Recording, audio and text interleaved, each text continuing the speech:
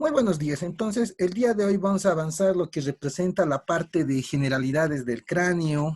Vamos a ver lo que representan los huesos suturales o wormianos y lo que representa las fontanelas del cráneo. Fíjense, vamos a comenzar avanzando en las diapositivas.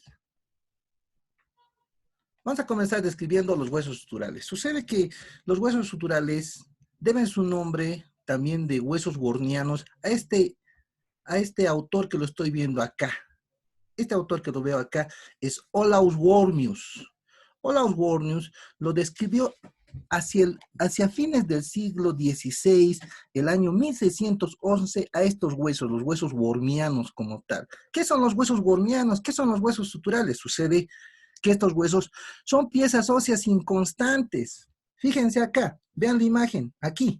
Claramente tengo una visión posterior del cráneo, aquí tengo los huesos parietales, aquí el hueso occipital, y aquí tenemos estas piezas óseas inconstantes.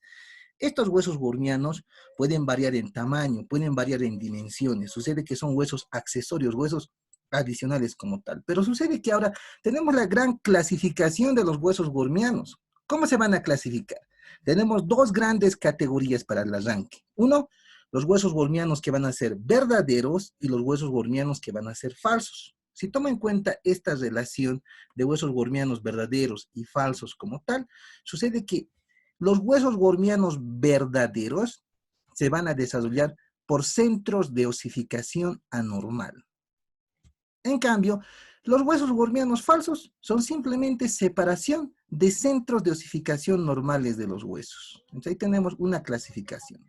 Otra clasificación nos va a dar a lugar que los huesos wormianos también se pueden dividir en dos categorías. Uno, los huesos wormianos que van a estar aquí, en lo que representa la bóveda craneal y porción superior del cráneo, son pues huesos wormianos membranosos, porque sabemos bien que la bóveda craneal es de origen membranoso. En cambio, los huesos wormianos de la base del cráneo, ¿sí? Podemos encontrar huesos wormianos cartilaginosos o endocondrales como tal. Pero la clasificación más común que se va a dar al lugar de los huesos wormianos va a corresponder sobre todo a la ubicación anatómica. Uno, sucede que aquí sabemos bien que en el cráneo, si yo veo el cráneo, tenemos la presencia de puntos craniométricos, sitios donde se han unido diferentes huesos y en un inicio, en el recién nacido, existían las fontanelas. Sucede que en función a la ubicación anatómica, puede encontrar las siguientes categorías de huesos wormianos o suturales. Este que estoy viendo acá, ahí pueden ver ahí la bola roja claramente, es un hueso wormiano lamboideo, lamboideo. Está prácticamente en ese punto craniométrico, en el lambda. Otro hueso wormiano, ¿sí? Fontanelar, puede ser el bregmático, que está ahí entre lo que son los parietales y el frontal. Podemos mencionar también el glabelar. Entonces tenemos huesos wormianos o suturales fontanelares, a nivel prácticamente de ciertos puntos craniométricos. Aparte de esta relación, podemos encontrar también huesos wormianos en lo que representan las suturas. Viendo esta imagen, fíjense acá. ¿Esta qué sutura vendría a ser? Entre lo que representa el hueso occipital que estoy viendo y el parietal. Esta es la sutura Dentada. sutura lamboidea, ¿cierto? O simplemente sería una sutura parietoccipital. En esta sutura parietoccipital que veo ahí con la bola roja, o en la sutura sagital, que aquí se me está perdiendo la sagital que une los dos parietales, ahí también podemos encontrar ahora esta otra categoría, que son los huesos suturales propiamente dichos. También en lo que es la sutura coronal, que no puedo ver en estas imágenes, también encontramos huesos suturales propiamente dichos. Los más comunes se van a encontrar a este nivel, a lo largo de esta sutura, la sutura lamboidea. Ahí claramente podemos ver estas piezas óseas que las puedo rayar, ¿sí? Hace rato estaban rayando la pantalla, yo lo puedo rayar también, fíjense, ahí lo tengo, estos huesos que están metidos ahí. Entonces ahí tengo un hueso sutural propiamente dicho, No. lamboideo, lamboideo. Aparte de considerar estas dos categorías, debo tomar en cuenta una tercera categoría.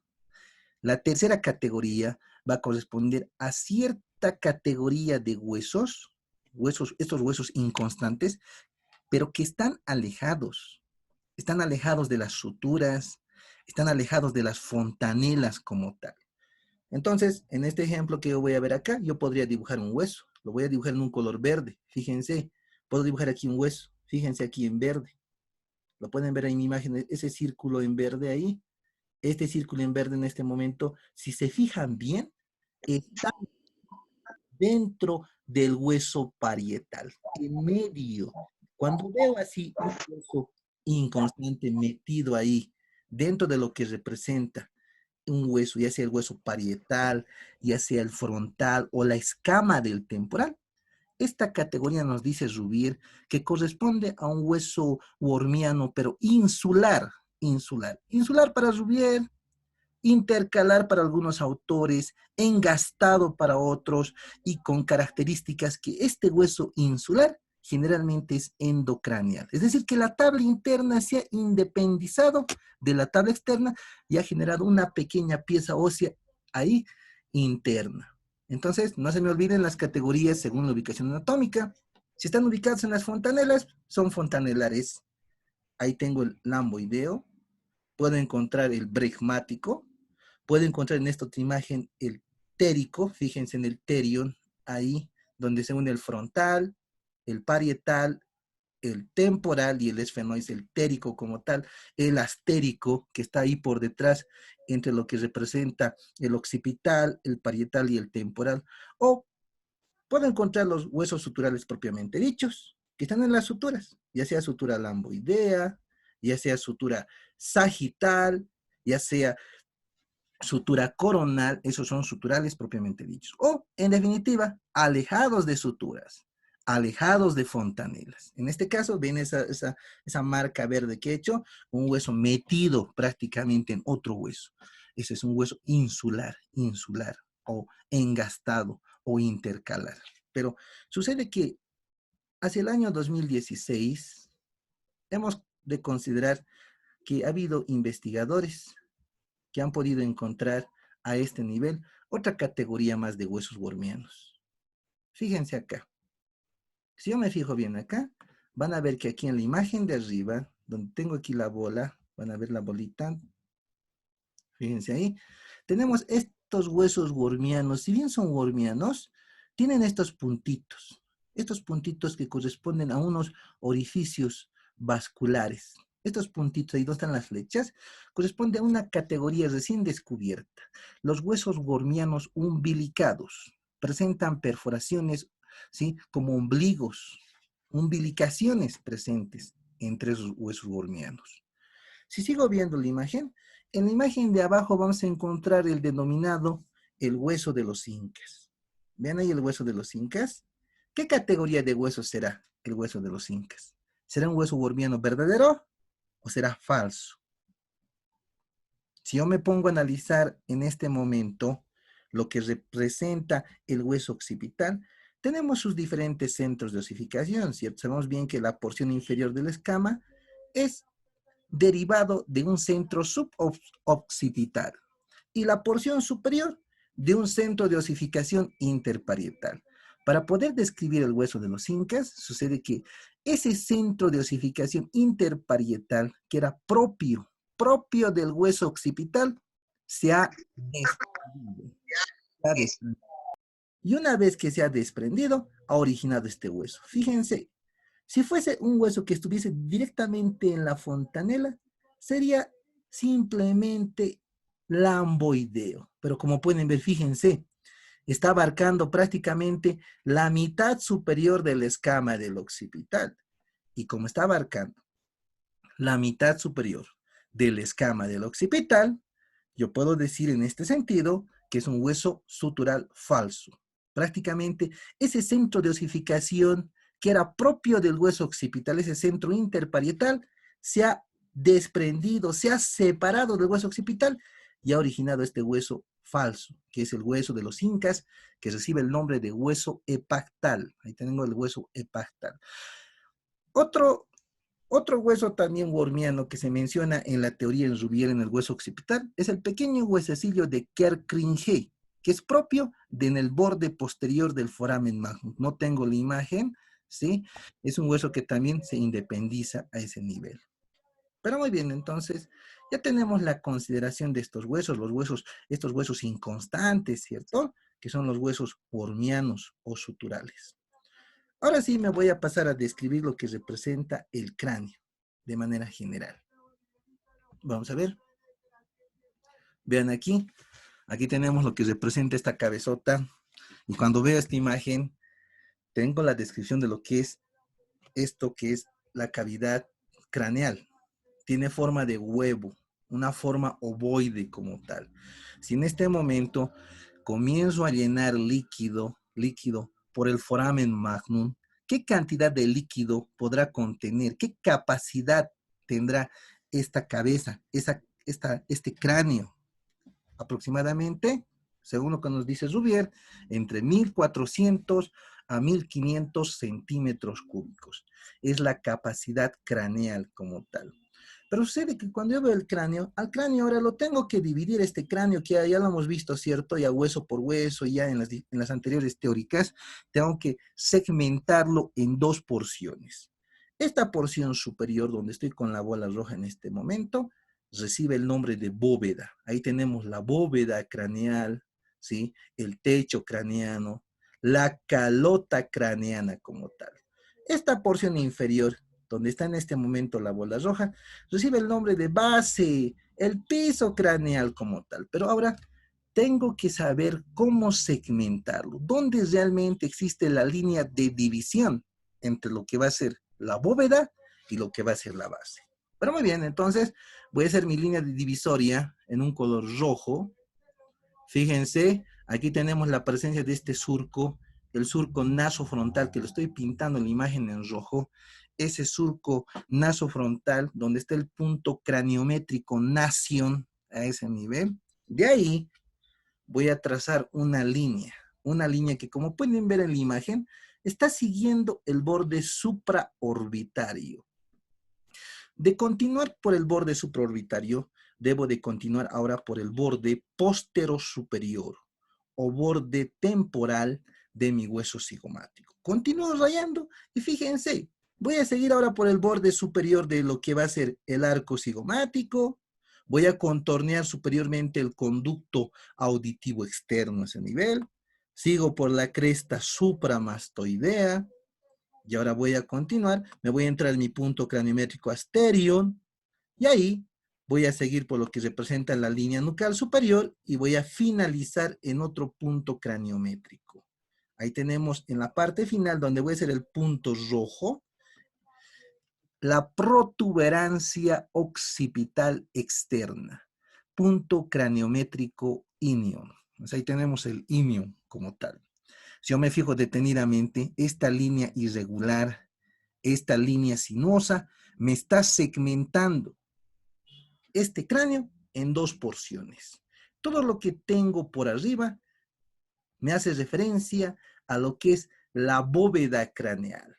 Y lo que tengo por debajo hace referencia a la base del cráneo, ¿sí? Tomando en cuenta, bueno, no tomando en cuenta los huesos de la cara, que recién nos vamos a avanzar en teóricas próximas. Entonces no se me olviden que aquí tengo esta línea sinuosa, línea de separación entre la bóveda craneal que está por arriba de la base craneal que está por debajo. Ahora, de manera seguida, vamos a proceder a analizar cada porción, cada segmento. Voy a borrar mi línea y vamos a analizar bóveda y base en su configuración externa. Muy bien, entonces, vayamos a ver la siguiente imagen. Fíjense, aquí tenemos la configuración externa de lo que representa la bóveda craneal. Si yo me fijo detenidamente, en la configuración externa vamos a encontrar diferentes reparos anatómicos. Aquí, voy a comenzar en la imagen que se encuentra en el lado izquierdo, y ahí claramente voy a comenzar ahí con un punto craniométrico que significa lampiño, ¿cierto? Ahí tenemos la glabela, ¿sí? O eminencia frontal media, que es una eminencia curva, ancha, ¿cierto?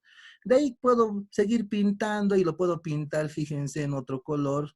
Ahí podemos pintarlo en un color verde. Esto que en este cráneo, en esta imagen he logrado encontrar la persistencia de esa sutura que está ahí. Ahí está el nombre. La sutura metópica, que debería ser simplemente un vestigio, pero aquí tengo que ha permanecido la sutura metópica. Bueno, esa sutura metópica debería ser pequeña, pero aquí está súper grande. Puedo seguir la línea media y voy a encontrarme ahora en la parte posterior con un punto craniométrico. La voy a pintar en color azul, ahí.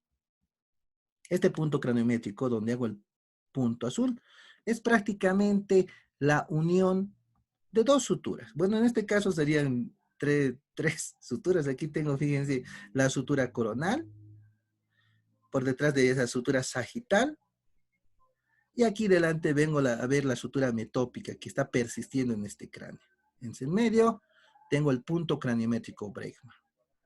Sigo viendo hacia atrás, me voy a la otra imagen, estoy viendo la sutura sagital ahí en la línea media, sigo viendo, y cuando yo veo la sutura sagital, en cierto lugar la sutura sagital que presentaba sus dentellones se ha vuelto rectilíneo.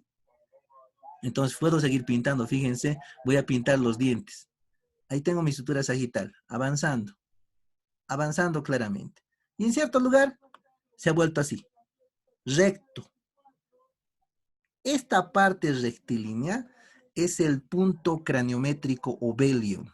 Y el ovelion, característicamente, siempre va a encontrarse en medio de los orificios o agujeros. Ahí está el nombre, los agujeros parietales. Ahí tenemos los agujeros parietales. ¿Cuál es la funcionalidad del agujero parietal? Si en este momento yo considero el agujero parietal, va a dar paso a la vena emisaria de Santorini y al ramo meningio parietal de la arteria occipital. Entonces, ahí pasa la vena emisaria de Santorini y el ramo meningio parietal de la arteria occipital. Voy a seguir viendo acá mi imagen, voy a seguir pintando y fíjense, voy a seguir con la sutura sagital y la sutura sagital ahí se va a chocar con otra sutura, con la sutura lamboidea. Sutura lamboidea que fíjense lo voy a pintar en un color rojo. Ahí tengo la sutura lamboidea, avanzando. Veo la sutura lamboidea, tengo la sutura lamboidea, y ahí, como pueden ver, se ha desarrollado un hueso gormiano fontanelar, y tengo un hueso gormiano, y justo aquí, delante de ese hueso gormiano fontanelar lamboideo, y lo voy a pintar en un color azul, tenemos la presencia de otro punto craniométrico. Ahí tenemos el punto craniométrico lambda, lambda. Pero muy bien, si yo puedo seguir en la línea media, más hacia atrás ya puedo encontrar la presencia de un punto craniométrico que ya hemos descrito, ¿cierto? Ahí otro punto azul, el inion como tal, ahí tenemos el inion, la protuberancia occipital externa. Hemos descrito, como han podido observar, estructuras que se encuentran en la línea media. Ahora vamos a ver las estructuras laterales. Aquí lateralmente vamos a encontrar las eminencias frontales. Hay dos círculos en un color celeste, claramente. Ahí tengo las eminencias frontales laterales. Puedo seguir viendo acá la sutura que habíamos mencionado, ¿cierto? Ahí tengo la sutura coronal. Voy a hacer una línea anaranjada. Y sutura coronal o sutura frontoparietal. Más hacia atrás una sutura que ya la pinté. La sutura lamboidea o sutura parietoccipital. Por delante, en esta visión posterior, puedo observar la presencia a este nivel de esta otra eminencia, que la voy a pintar también en un color celeste.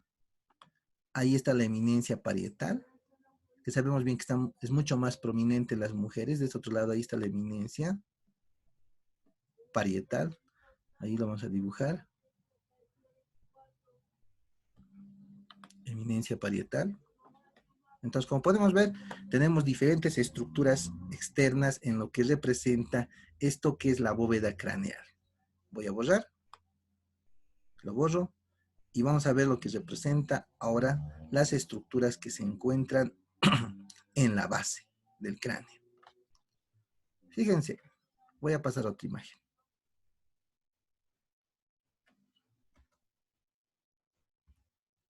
Aquí me faltaba mencionar que en la bóveda voy a reconocer la presencia aquí de una depresión. Una depresión se encuentra justamente acá, en lo que representa la pared lateral de lo que es la bóveda craneal. Esta depresión que voy a reconocer justo en esta visión lateral de lo que es la bóveda, tiene el nombre que estoy viendo ahí arriba, fosa temporal. Pero tengo que definir, si bien la fosa temporal es una excavación, una depresión que está aquí en la pared lateral de la bóveda craneal, debo de definir los límites anatómicos de lo que viene a ser mi fosa temporal. Entonces, en ese sentido, voy a pintar en un color rojo los límites. Voy a considerar primeramente el límite anatómico superior. Vean aquí, ahí tenemos la presencia a este nivel de una línea. Esta es la línea temporal superior del hueso parietal. Ahí tenemos la línea temporal superior del hueso parietal. Es un límite superior. Límite anterior. Cuando considero el límite anterior, aquí tengo, fíjense, esta línea que ya lo conocen y ahí está escrito su nombre. Esta que estoy haciendo ahora es la línea temporal del hueso frontal. Sigo viendo acá y aquí, por delante también reconozco este borde. El borde postero superior o borde temporal del hueso cigomático. Sigo viendo aquí la imagen. Ahora como límite anatómico inferior, tengo la presencia de esta estructura. Esta estructura que ven aquí, que prácticamente está uniendo el hueso cigomático a lo que va a ser la cigomática del temporal, estamos viendo aquí la presencia del arco cigomático y tengo aquí la presencia, este nivel de esta línea, ahora que va a seguir el borde superior del arco cigomático. Entonces sigo el borde superior del arco cigomático. De manera seguida, voy a continuar haciendo la línea, me voy a pasar aquí a esto, a esta cresta que prácticamente separa lo que es la escama de la porción mastoidea. En acá debemos de marcar lo que es la cresta supramastoidea. Lo marco la cresta supramastoidea, fíjense ahí, estoy marcando la cresta supramastoidea y una vez que marco la cresta supramastoidea, lo único que me toca es reunir los extremos. Entonces, como han podido observar, tengo aquí esta depresión, aquí, justo en la bóveda, en sus porciones laterales, y esto recibe el nombre de fosa temporal. Cuando yo considero la fosa temporal este nivel, sucede que ese contorno que en este momento estoy viendo que he pintado en rojo, da inserción a una membrana fibrosa, que es la fascia o aponeurosis temporal. Da inserción a la fascia o aponeurosis temporal. En cambio, toda esta superficie interna que veo por dentro va a dar inserción al músculo temporal. Cuando yo veo esta superficie interna, que es de inserción del músculo, vamos a reconocer a este nivel la presencia de la reunión de 4 huesos. 4 huesos se van a unir, ¿cierto? El frontal, el parietal, la escama del temporal y el ala mayor del esfenoides. ¿Qué punto craniométrico se forma ahí? El punto craniométrico terion. Entonces el punto en este momento es el terion, ¿sí? Creo que hay alguna pregunta por ahí. Creo que alguien levantó la mano. Hola. Hola. Bueno, fíjense acá. Voy a dibujar la reunión de los 4 huesos en un color azul. Y vamos a ver cómo se ha constituido el terion, que ya lo han debido ver en la parte práctica. Fíjense ahí. Ahí tengo la reunión de los 4 huesos en un color azul. Ahí tengo el terion como tal. Entonces ahí, frontal, parietal, temporal y ala mayor del esfenoides representan el terion, punto craniométrico terion, que está metido aquí en esto que es la fosa temporal. Y en la fosa temporal habíamos dicho que se inserta el músculo temporal. Pero muy bien, entonces como podemos ver, tengo esta depresión justo en las paredes laterales del cráneo, a nivel de la bóveda. Si tiene alguna pregunta, lo puedo escuchar. ¿Hay preguntas? Muy bien. Voy a proceder a borrar mi fosa temporal. Ahora sí voy a proceder a describir lo que representa la base como tal. A ver, vamos a ver, creo que hay un escrito por ahí. Sí. A ver, ¿qué pregunta tienes, Marcos Eduardo Cuentas? Te escucho. ¿Puedes hablar? La fosa temporal es toda esta estructura. Mira, te lo voy a colocar acá. Esta cavidad. Veo esta cavidad y toda esta cavidad que he delimitado con la línea roja corresponde a la fosa temporal. Esa cavidad es la fosa temporal. ¿Y cuál será la fosa infratemporal? Me está preguntando por ahí. La fosa infratemporal está aquí. ¿Puedes ver la bola roja justamente? Para poder encontrar la fosa infratemporal, tengo que cortar esta rama mandibular. Tengo que quitar la mandíbula. La fosa infratemporal está debajo del ala mayor del esfenoides, está detrás de la tuberosidad maxilar y en relación a la cara lateral de la apófisis pterigoides. Entonces, esta cavidad que veo aquí profundamente, esa es la fosa infratemporal, fosa cigomática, fosa esfenotemporal, así, diferentes nominaciones le dan la literatura. Lo vamos a ver esta fosa infratemporal en la parte de cavidades del cráneo. Muy bien. Voy a proceder a borrar esta imagen. Lo borro. Y ahora voy a describir la visión exocraneal. A ver. ¿Alguien me está escribiendo? Doc, ¿por qué línea temporal? A ver, en relación a que aquí debemos considerar cuando vemos la línea temporal, esta es la línea temporal superior en relación al hueso parietal. Debemos de diferenciar. ¿Por qué? Porque la línea temporal superior es la que va a dar iniciación a la fascia. En cambio, la línea temporal inferior, que nada tiene que ver, bueno, está metido en la cavidad, que es la fosa temporal, va a dar inserción al músculo temporal. Entonces, cuando yo en ese momento dibujaba los límites de lo que representa la fosa temporal, la constitución en el hueso parietal estaba representado por la línea temporal superior del parietal. Bueno, creo que esa era la pregunta, ¿verdad, David? Perfecto. Vamos a ver la otra imagen. Fíjense acá.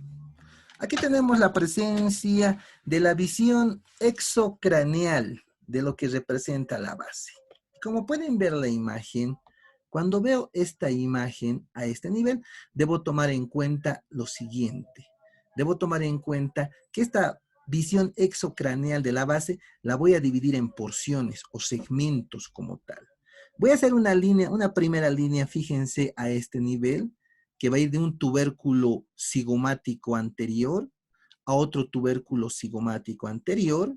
Esta línea que estoy viendo ahí con la bola roja representa una línea bicigomática. Esta línea bicigomática, en esta visión de lo que es la base, me va a dividir en porciones. Todo lo que está por delante es la porción facial y todo lo que está por detrás es la porción temporooccipital. Entonces vamos a analizar, por delante está la porción facial, por detrás la porción temporooccipital. La porción facial que estoy viendo acá, en este momento, puedo ver la presencia de los huesos de la cara. En la siguiente imagen lo voy a quitar. Fíjense cómo lo quito. Cómo lo quito y ahora sí, realmente voy a describir las estructuras de la porción facial. Vean acá. Aquí tenemos una visión de la porción facial de la base craneal y tenemos las siguientes estructuras anatómicas como componentes anatómicos. Ahí claramente esto que ya conocemos, la presencia de esto que es el borde nasal o escotadura nasal. Puedo seguir viendo acá, voy a ver la presencia aquí de la espina nasal, en verde ahí, la espina nasal del frontal. En la línea media puedo seguir reconociendo y voy a ver ahí esa lámina media, que es la lámina perpendicular del hueso etmoides. Hay esos múltiples orificios que prácticamente me están recordando a lo que es la lámina cribosa. La lámina cribosa. Y aquí lateralmente, esto que está ahorita seccionado a este nivel, lo estoy pintando. que presenta múltiples cavidades, prácticamente venía a ser el hueso frontal. Se me ha seccionado en esta imagen, no puedo tomar en cuenta, no puedo considerar el hueso etmoides íntegro como tal. Entonces, no se me olviden que aquí en la línea media, en la porción facial, tenemos el hueso frontal. Con su borde nasal, su espina nasal. El hueso etmoides debería estar más íntegro. Su lámina perpendicular, y aquí donde he dibujado en rojo, debería estar la cara inferior de los laberintos etmoidales. Y más hacia atrás, no lo estoy pintando, estamos viendo el cuerpo del esfenoides. Cuando veo el cuerpo esfenoidal, ahí tenemos la presencia, fíjense, de esas cavidades que son los senos esfenoidales. El cuerpo esfenoidal está en la parte más posterior de lo que es la porción facial. Lateralmente, ¿qué estructuras hemos de poder reconocer en esta porción facial? Podemos reconocer la presencia de esta gran depresión, ahí, la fosa orbitaria, cara orbitaria del frontal. Seguidamente hacia atrás puedo reconocer la presencia de esta otra estructura, ahí lo pinto en celeste, ahí está el ala menor del hueso esfenoides. Y sigo viendo hacia atrás y tenemos la presencia, y pintándolo también en un color rojo, la presencia del ala mayor. Ahí tenemos el ala mayor del hueso esfenoides. Entonces, como podemos ver, el frontal, el etmoides y el esfenoides están formando parte de lo que representa la porción facial. Muy bien, lo borro, me olvido de esta porción facial. Y vamos a proceder a describir las otras porciones. Fíjense. Vamos a ver la otra porción. Aquí tenemos una visión ya de la porción temporo-occipital. ¿Se acuerdan que tenía aquí mi línea? Mi línea como tal, que iba desde un tubérculo cigomático anterior a otro tubérculo cigomático anterior. Aquí tengo mi tubérculo, lo voy a pintar. Mi tubérculo cigomático. Y hago esa línea horizontal. ¿Cierto? Ahora, en función de esa línea bicigomática, lo que estaba por delante era porción facial. Ahora, lo que está por detrás es porción temporo-occipital. Voy a dividir con una línea verde, fíjense acá, en dos. Y ahora, fíjense, he dividido en dos mitades. Tenemos una mitad del lado derecho, una mitad del lado izquierdo. Y ahora, cada una de estas mitades voy a segmentar en función ahora una línea sinuosa. Una línea sinuosa que lo voy a pintar en un color celeste. Esta línea sinuosa va a partir prácticamente del borde posterior de la lámina medial de la apófisis pterigoides. Va a seguir, como pueden ver ahí, por este surco. El surco o canal petro-occipital. Está continuando por el foramen yugular. Ahí tengo el foramen yugular. Se va hacia atrás por el punto craniométrico yugular y va a finalizar justo en el borde posterior de la apófisis mastoides. Producto de esto, fíjense las líneas que voy a puntear. Tenemos la presencia de dos formaciones triangulares. Ahí puedo hacer un punteado. Tengo claramente la presencia de dos formaciones triangulares. Aquí, un triángulo anterolateral, también denominado triángulo temporal. Y aquí un triángulo posteromedial o triángulo occipital. La línea que lo ha separado estos dos triángulos es esta línea sinuosa que estoy viendo acá. Línea sinuosa que ha comenzado ¿dónde? Acá, en el borde posterior de la lámina medial de la pterigoides, se ha metido en el foramen lacerado, ha continuado por el surco o canal petro-occipital, se ha metido este orificio al foramen yugular, se va en sentido posterior y termina en el borde posterior de la apófisis mastoides. Entonces esta línea sinuosa me ha segmentado, no solo este lado, también este otro lado se va a segmentar ahí en dos triángulos. Triángulo lateral, elementos más remarcantes que ya conocemos. El agujero espinoso, donde pasa la arteria meningia media a ese nivel, del ramo meningio del nervio mandibular. Ahí el extremo posterior anguloso del ala mayor, la cavidad glenoidea del temporal. ahí la cara póstero inferior de la porción petrosa, con el orificio inferior del conducto carotídeo, ahí se encuentra el agujero estilomastoideo, ahí el hueso timpánico como tal, ahí el canal tubárico. Tenemos diferentes estructuras en el triángulo anterolateral. Triángulo posteromedial. Cuando veo el triángulo posteromedial, fíjense, casi íntegramente está abarcando el hueso occipital con un pequeño segmento del hueso temporal. En acá voy a reconocer, en este triángulo, ahí donde está el punto en este momento, el tubérculo faríngeo, que da inserción a la aponeurosis faríngea o fibras del constrictor superior de la faringe. Aquí la fosita navicular, ¿cierto? Más lateralmente, el señor cóndilo, el cóndilo del occipital, claramente. Ahí puedo observar ahí el orificio anterior del conducto condilio o conducto del hipogloso. Sabemos bien que da paso al 12º par craneal, ¿cierto? Al nervio hipogloso mayor, a la vena condilia anterior, a la arteria meningia posterior, ¿cierto? Puedo seguir viendo acá la fosa condilia posterior, donde estoy en este momento con la bola roja.